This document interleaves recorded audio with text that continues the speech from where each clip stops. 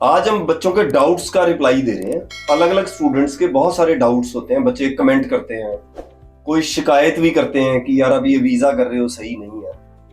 तो इस तरह के बच्चे ने माल्टा के लिए ऐसे कमेंट किया, उसके ऊपर भी स्पेशल आपको सारी इंफॉर्मेशन होगी। नमस्कार, मैं Rajesh Bansal, hike visa consultant से। सबसे पहले बच्चे का कमेंट आया है कि माल्टा के अंदर बड़ी जबरदस्त प्रॉब्लम है, जॉब्स नहीं मिलती।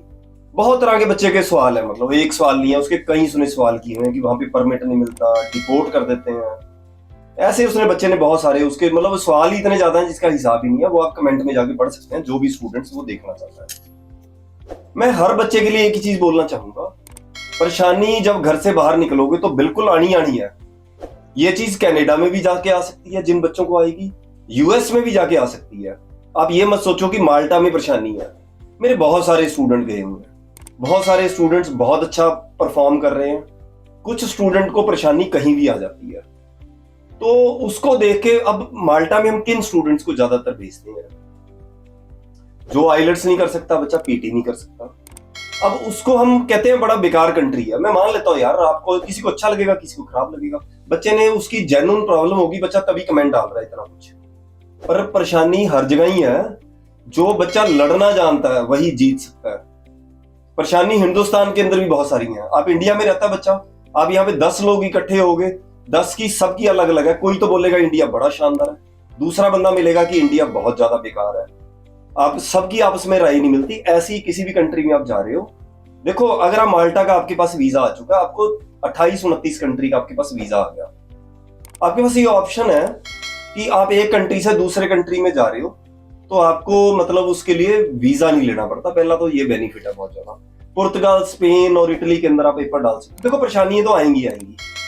आप माल्टा में रुकते हो, आपने स्टडी की अपनी 1 साल, आप अपना नेक्स्ट अपना कोई और दूसरे कंट्री में एप्लीकेशन कर सकते हो। तो बहुत सारी ऑप्शन, आप जर्मनी में एडमिशन ले सकते हो, कोई दूसरे कंट्री में आप एडमिशन भी ले सकते हो और पेपर भी डाल सकते हो अपने। तो बहुत सारी ऑप्शंस यहाँ पे खुलती हैं अगर आप माल्टा जा रहे हो। ऐसे ही हर कंट्री में है। जो बच्चा, मैंने और बताता हूँ आपको, इस चीज पे पहले बात करेंगे माल्टा में। बहुत सारे, मेरा एक स्टूडेंट गया माल्टा में, नहीं कनाडा में, मैंने इसको भेजा बच्चे को, और बच्चा वापिस आ गया कितने दिन के अंदर, 15 दिन 10 दिन के अंदर वापिस आ गया। उसके पेरेंट्स क्या बोल रहे हैं मेरे को कि इसकी फीस वापिस मंगाओ आप, हमने बच्चे को नहीं भेजना, मेरा बच्चा बड़ा लाडला है, मेरा बच्चा, इसके आप पैसे वापिस मंगवा दो मेरे वहां से। मैंने उसको बोला जी नेक्स्ट इनटेक में बच्चा दोबारा जाएगा ना, तो इसकी फीस वापिस आएगी ना इसका जीआईसी वापिस आएगा। आप मेरे से झगड़ा करो, कुछ करो, किसी दूसरे कंसल्टेंट से पैसे मंगवाऊंगा, पैसे भी नहीं वापिस मंगवाऊंगा। आज उस बच्चे की बैचलर डिग्री कंप्लीट हो चुकी है कनाडा के अंदर, और उसकी जॉब क्या थी वहां पे, वो बच्चा यूनिवर्सिटी में अपने से जूनियर स्टूडेंट को स्टडी करवाता था, और उसने वहां से यूनिवर्सिटी से टॉप किया। उससे पर्टिकुलर एल्गोमा यूनिवर्सिटी की बात बता देता हूँ, बैचलर डिग्री की बच्चे ने, और अपनी फीस का 70-80% उसने निकाला अपने आप, कुछ फादर ने भी दिया उसके, और बच्चे ने वहां पे बहुत बड़ी यूनिवर्सिटी के अंदर मास्टर कर रहा है। अब ये वही बच्चा है जो कि हफ्ते 10 दिन के अंदर वापिस आ गया था। यानी कि मैं ये बोलना चाहता हूं, इस कमेंट को मैंने जान के नहीं हटाया, क्योंकि बच्चे की परेशानी जेन्युइन है। वो चाहता है कि मेरी ये जो मेरा कमेंट है, मैं हर एक उस पर पहुंचाऊं, दूसरे बच्चे आने से बचें। अगर आप ऐसे कमेंट्स पे जाओगे तो आप किसी कंट्री में जा ही नहीं सकते। आपके अंदर अगर कॉन्फिडेंस नहीं है तो आपको अपनी एप्लीकेशन बिल्कुल नहीं लगानी चाहिए, और बाहर जाके स्ट्रगल तो आपके पास 100% है। माल्टा के अंदर मैं ऐसे बहुत सारे बच्चों के बारे में बता सकता हूँ जो बहुत ज्यादा कंफर्टेबल है।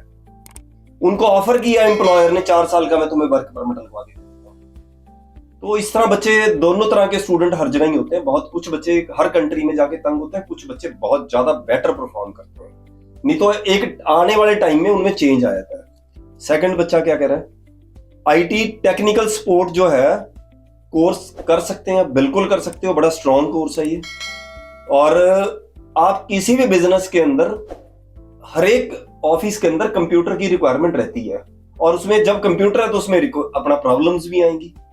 तो ये जो कोर्स है बड़ा स्ट्रॉन्ग कोर्स है। ये आप आगे, अगर आपको 1 साल का भी वर्क परमिट मिलता है तो आपको, अगर एम्प्लॉयर के साथ आपके रिलेशन अच्छे हैं तो फिर वर्क परमिट आपका बढ़ सकता है, नहीं तो वापिस भी आना पड़ सकता है। नॉर्मली न्यूजीलैंड की बात कर रहे हो आप, वापिस नहीं आना पड़ेगा। स्टूडेंट का इंटरव्यू आया, एम्बेसी से आगे उन्होंने फंड के सोर्स मांगे हैं और वो हमने प्रोवाइड कर दिए हैं। 100% वीजा आ जाएगा अगर आपने सोर्स सही दे दिए हैं। ऐसा अगर पेपर वीजा ऑफिसर तभी मांगता है जब उसको इंटरव्यू में सेटिस्फाई है और जो आपकी उनको प्रॉब्लम लगी है उन्होंने पेपर मांग लिया, 100% आपका वीजा आएगा। डिप्लोमा बैचलर में क्या सही है? अगर यार फंड कम है भाई फिर तो डिप्लोमा लेना ही पड़ेगा, ये तो मजबूरी का काम होता है। हमेशा बैचलर डिग्री लेनी अच्छी होती है। पब्लिक कॉलेज में बैचलर डिग्री उसकी फीस ज्यादा होती है, वो और ज्यादा अच्छी होती है। पर अब हमने क्या करते हैं कि प्लान सारा करते हैं अपने फंड के हिसाब से और फैमिली की इनकम के हिसाब से। अगर आप प्रोजेक्ट में ये आ रहा है कि आपको 70 लाख के फंड चाहिए, उसमें लोन का पार्ट आपका बहुत ज्यादा है और आपकी इनकम कम है, तो आपको वीजा नहीं मिलेगा। सही एप्लीकेशन लगेगी तो आपको बैचलर डिग्री लेनी हमेशा ही अच्छी होती है, उसमें 3 साल का वर्क परमिट मिलता है। कंप्यूटर साइंस बैकग्राउंड है बच्चे की, पायलट ट्रेनिंग का बच्चे ने प्रोग्राम लिया, इंटरव्यू आया उसका, उसको टेक्निकल कोर्स पूछे हैं अपने कोर्स को लेके। आप जब अपना प्रोग्राम बदल रहे हो तो आपको बहुत ज्यादा तैयार होकर अपनी एप्लीकेशन को करना चाहिए था। या तो आप कंप्यूटर साइंस से रिलेटेड ही आगे प्रोग्राम ले रहे हो तो कोई दिक्कत नहीं थी। जब कंप्यूटर के बाद सीधा आप जाना चाहते हो, पायलट ट्रेनिंग के लिए जाना चाहते हो, उसके लिए आपकी तैयारी दूसरे बच्चों से डबल ट्रिपल होनी चाहिए थी। ये आपके कंसल्टेंट ने आपको बताया नहीं, है बड़ी जबरदस्त मिस्टेक वाला काम है। आपको तैयार रहना चाहिए था यार, मैंने प्रोग्राम बदला तो वीजा ऑफिसर इसको लेके मेरे को सवाल करेगा ही करेगा। जो भी बच्चे अपना सुन रहे हैं और जिन्होंने एप्लीकेशन लगाई हुई है, स्पेशली कोर्स को बदल के लगाई हुई है, आपका कवरिंग लेटर बड़ा जबरदस्त स्ट्रांग होना चाहिए, एसओपी जिसको बोलते हैं। दूसरा, आपकी तैयारी बहुत ज्यादा होनी चाहिए। इंटरव्यू आप मान के चलो कि 50% आपका आने का चांस है, 70% तक भी आने का चांस है। लेवल 3 प्री डिप्लोमा इंजीनियरिंग का बच्चे ने एप्लीकेशन लगा रहा है न्यूजीलैंड के अंदर। उसके बाद मेरे को बच्चा चाहता है कि मैं उसके बाद बैचलर डिग्री लूं, तो क्या मेरा वीजा का चांस है? 100% वीजा का चांस है, पर आपकी इनकम फैमिली की ठीक होनी चाहिए थोड़ी सी। और आपको ये प्लान बताना पड़ेगा अपने कवरिंग लेटर के अंदर कि मेरे को बैचलर डिग्री के लिए मेरा प्लान कैसे है, क्योंकि अभी तो आपके फंड दिख नहीं रहे, तभी आपने डिप्लोमा लिया। अगर आपके पास फंड सही है तो आपको बैचलर डिग्री लेनी चाहिए थी। आपको अपने एसओपी के अंदर प्लान आप बताओगे कि मैं किस तरीके से बैचलर डिग्री के लिए मेरे पास पैसे अरेंज होंगे। अगर वो डालोगे तो आपको 100% वीजा मिलेगा। +2 बच्चे ने आर्ट से की है, 7.5 बैंड है बच्चे के, और कोर्स न्यूजीलैंड में जो पीआर वाला मेरे को कौन सा मिल सकता है। इसके लिए भाई आपके सब्जेक्ट भी पता होने चाहिए मेरे को, और उसके हिसाब से हम इसको प्लान करेंगे। और प्लानिंग इस तरीके से होनी चाहिए कि वीजा अफसर को हम कन्विंस कर सके अपने सारे पेपरों के साथ। और पीआर तो उसी को मिलती है जब हमने प्रोग्राम भी यहां से सही लेके जाएंगे। और दूसरा, कई बार हम पीआर को कम देखते हैं, वीजा को भी पहले ध्यान देना होता है कि यार वीजा तो मिले मेरा कम से कम।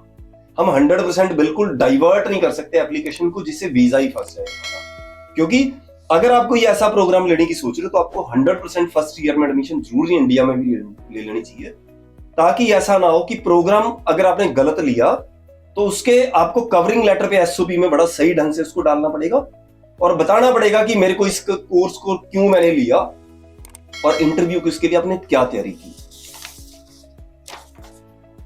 अब एक और स्टूडेंट है, 20 लाख के फंड है, 3 ईयर आईटीआर है, 1 ईयर डिप्लोमा ले रहा हूं न्यूजीलैंड में, +2 बच्चे ने की हुई है 70% आर्ट स्ट्रीम से।